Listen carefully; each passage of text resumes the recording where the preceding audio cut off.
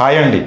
ఆంధ్రప్రదేశ్ రాజకీయాల్లో నాగబాబు అనబడే ఒక విచిత్రమైన క్యారెక్టర్ ఉంది. క్యారెక్టర్ ఎందుకు అంటున్నామంటే హుందాగా వ్యవహరించాల్సినటువంటి ప్రజా వేదిక అయినటువంటి రాజకీయాల్లో కూడా ఈయన గారు వెకిలి నవ్వులతో కూడిన జబర్దస్తు జోకులకు పిచ్చి కామెడీలతో జడ్జిమెంట్ ఇచ్చినట్టుగా కూడా లాగానే ఇక్కడ కూడా ప్రవర్తిస్తూ ఉంటాడు. ఎలా అంటే ఒకసారి చూడండి.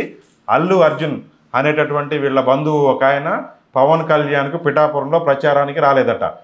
ప్రచారానికి రాలేదని చెప్పేసి ఈయన ఊరుకోలేదు.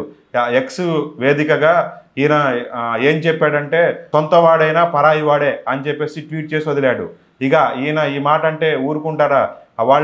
ఈయన గతంలో కూడా ఇట్లా అనేక మందిని గోకి గిచ్చి రక్కిన పరిస్థితులు ఉన్నాయి. కానీ ఈసారి రివర్స్ గోకితే ఆ పెయిన్ ఎలా ఉంటుందో తెలిసి వచ్చేలా బన్నీ అభిమానులు విరుచుకుపడ్డారు.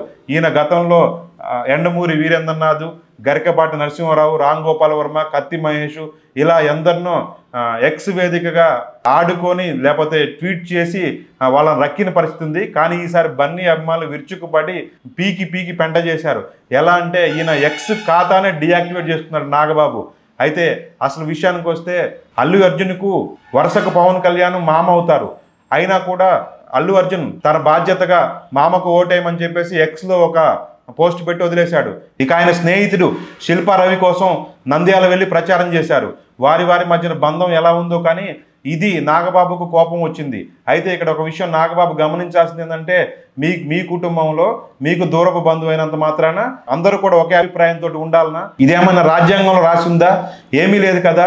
ఒక్కోసారి అనిపిస్తుంది రాజకీయాల్లోనైనా లేదంటే కుటుంబంలోనైనా వాళ్ళ అన్న చిరంజీవి, తమ్ముడు పవన్ కళ్యాణే సహేతుకంగా స్పందిస్తారేమో, కాస్త హుందాగా ఉంటారేమో అనిపిస్తుంది. ఈ నాగబాబు చేసేటటువంటి పనులు అంత తీవ్రంగా ఉంటాయి. బన్నీ అభిమానులు చేసినటువంటి ఈ యొక్క కార్యక్రమంతో కొంతసేపు ఆయన ఎక్స్ని డియాక్టివ్ చేసుకోవడంతో పాటు ఇతరత్ర ప్లాట్ఫామ్స్తో కూడా అల్లు అర్జున్ అభిమానులు వెంబడించే సరికి చివరకు తను ఎక్స్ ఖాతాని మళ్ళీ పునరుద్ధరించుకొని తప్పైందని చెప్పేసి లెంపలేసుకోవడం కనిపించింది.